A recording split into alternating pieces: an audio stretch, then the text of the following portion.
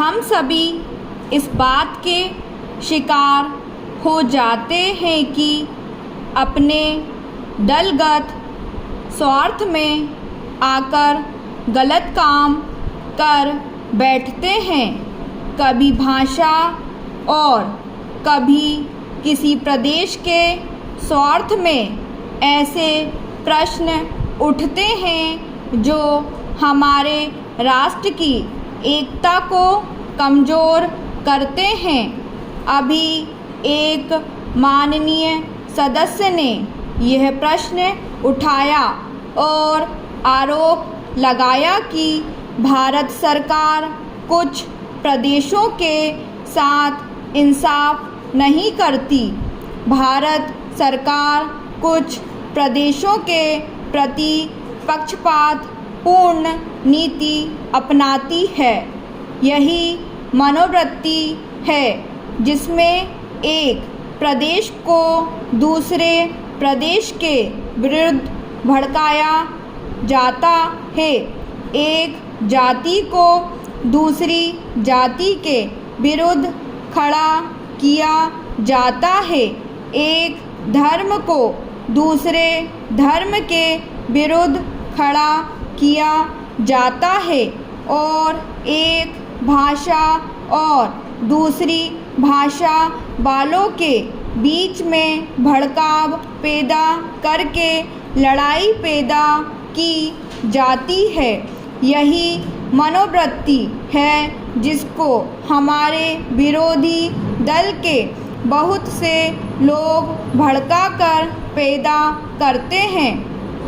उनकी अपनी गलत नीतियों के कारण विशाल दृष्टिकोण नहीं होता है और वे ऐसे प्रश्नों को उभार कर अपना स्वार्थ सिद्ध करते हैं। स्पष्ट है कि ऐसे समस्त प्रश्नों का परिणाम हमेशा बुरा होता है।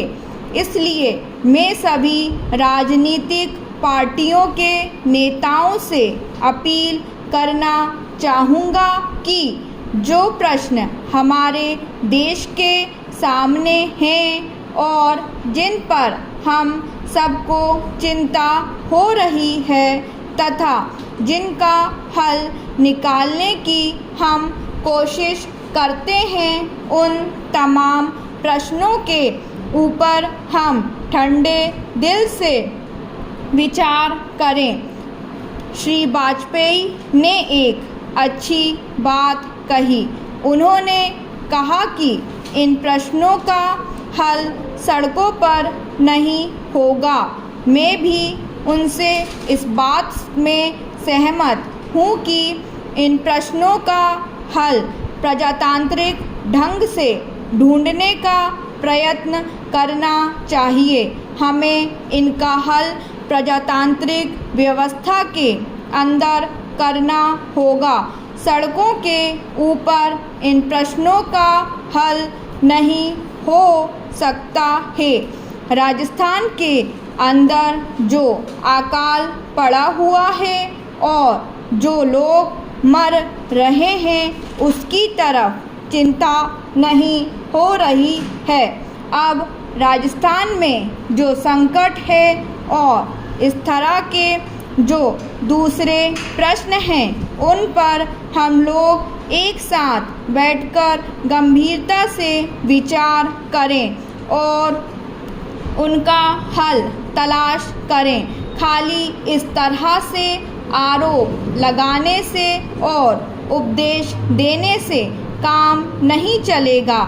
इस देश के अंदर बंगाल में बाढ़ से जनता पीड़ित हो रही थी और उसको अनाज, कपड़ा और जीवन की रोज़मर्रा की आवश्यक सामग्री भेजने की कोशिश हो रही थी।